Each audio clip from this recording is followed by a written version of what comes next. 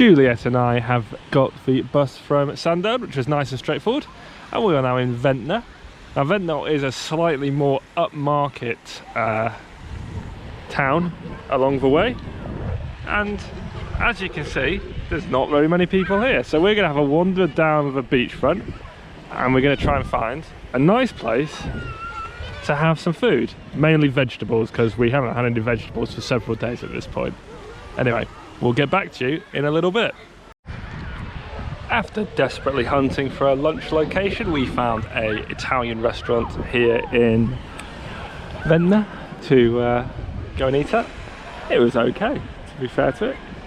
And most of all, it let us in, which is nice, because nobody else was letting us in, because they're all busy apparently. But we are now going to be heading a bit further down the coast to a place called Black Gang, which is where there's a theme park, which we're not going to go to. But there is also a hill to climb up, which we will be doing, and a pub where we will be staying overnight. So we'll get back to you then.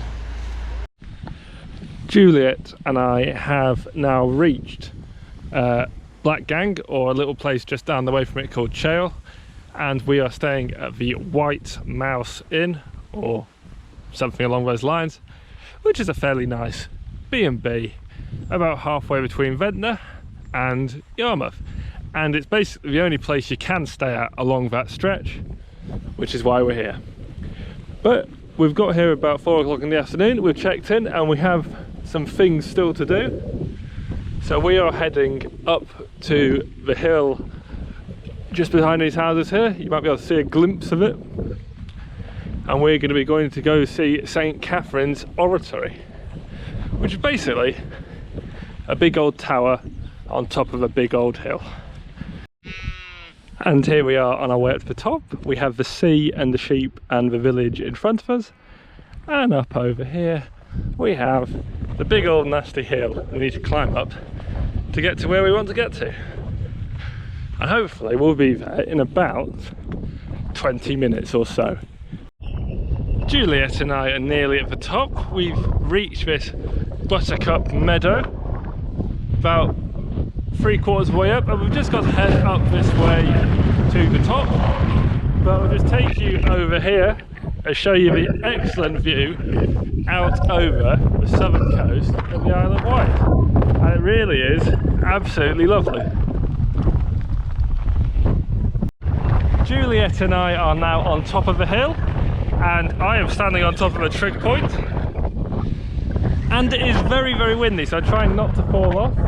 But here is the landscape around us, and isn't it impressive? There is a very bemused walking away from me, wondering what the fuck's going on with my camera ring. But generally it is very, very, very nice. And here we have a view of the Oratory, a little bit closer up and personal. It used to be part of an old church,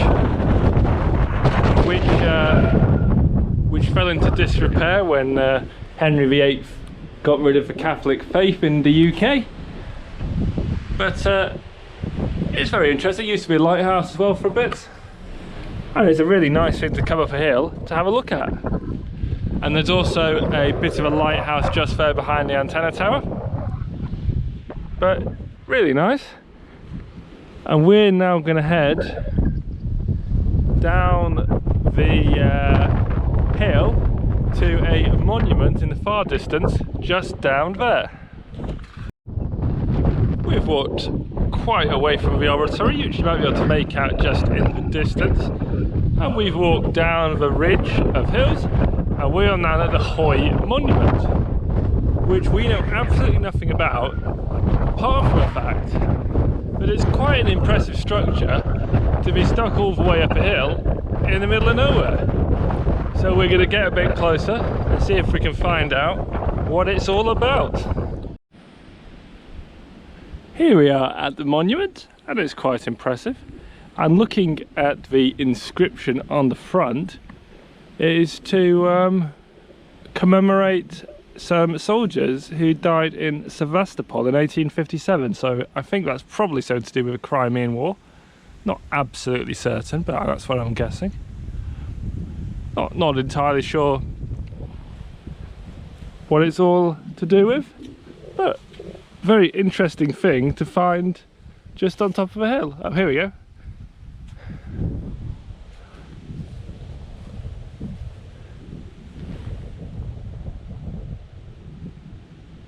This is to commemorate a emperor from Russia visiting in 1814. Very interesting. So it's interesting, on one side it's correct to commemorate the Russians visiting, on the other side to commemorate giving them a good old fight. But still, very nice thing to see all the way up this hill. After stumbling along some wooded tracks, we are now heading back to the pub. It's been a very nice day.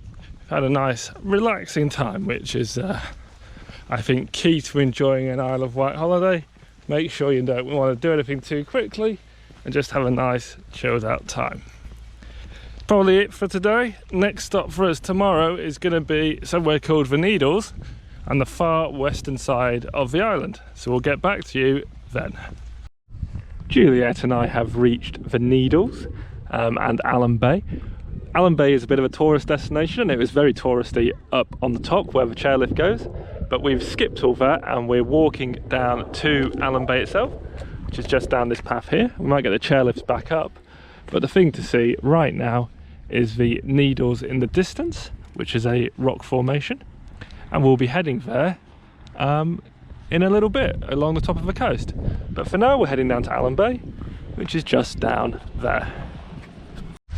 We are now down at the Allen Bay and we've got the Needles in the distance, which we'll go visit soon. We've got some boats and some chairlifts over there, and up here we have the main attraction of Allen Bay, which is these coloured sands / muds. Now, in a previous life I was a geologist, but a very, very bad one, so I don't know what's going on here.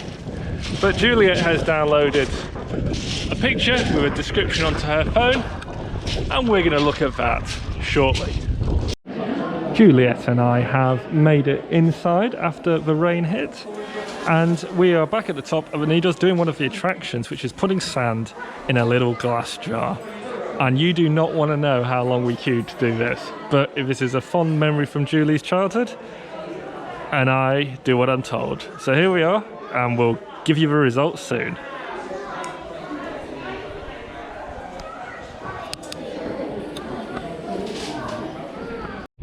We have now escaped the madhouse of the theme park area, and we are heading along the coast to the Needles at the far end, and there's a few other things to see at the far end of it, so we'll get back to you there.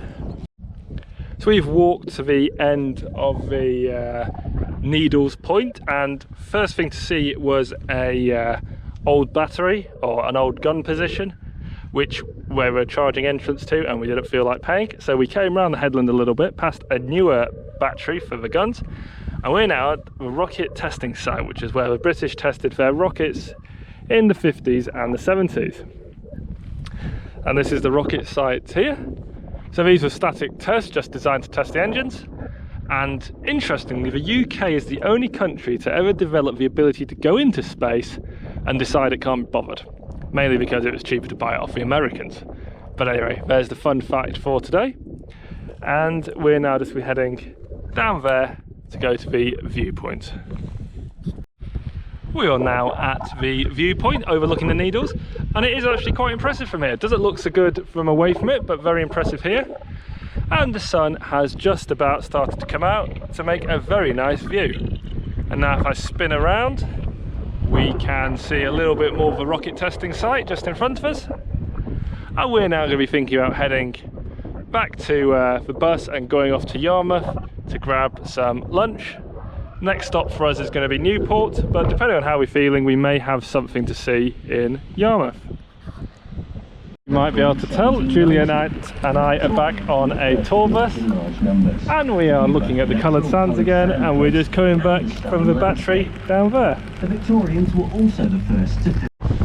Juliet and I have once again left the Needles, and we are now on an open top bus travelling to Yarmouth. And it's just rained and there is nobody else on this bus apart from Juliet and I. But very nice to be here, and we are going to see what sort of lunch we can get in Yarmouth. We have now reached Yarmouth and we are at the bus station here, and to be honest, Yarmouth looks quite charming. It's got this little port area which we've not seen on other places, the marina.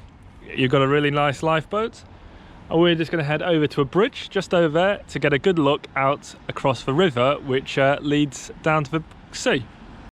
And here we are at the river slash marina slash bay with a nice view into the island. Again, very nice. And next stop for us is a cafe just over there because we haven't had any lunch yet. We are now at Yarmouth Pier. This is one of the oldest surviving piers in the UK, due to it being all wood and having wooden piles. That's very interesting, Juliet. Over here we have a Tudor castle which is owned by English Heritage, and they want an extortionate amount of money for entrance, so we're not going to go there because we've had a very cheap day so far. But we've just had a really nice lunch in the cafe just down the way in front of the church. Very good. Had a nice crab sandwich, was excellent. And we've got this really nice view out over the Solent. Shortly we'll be getting a bus to Newport, which is where we'll be staying for the next couple of nights, and we'll be deciding what we want to do tomorrow. So we'll get back to you then.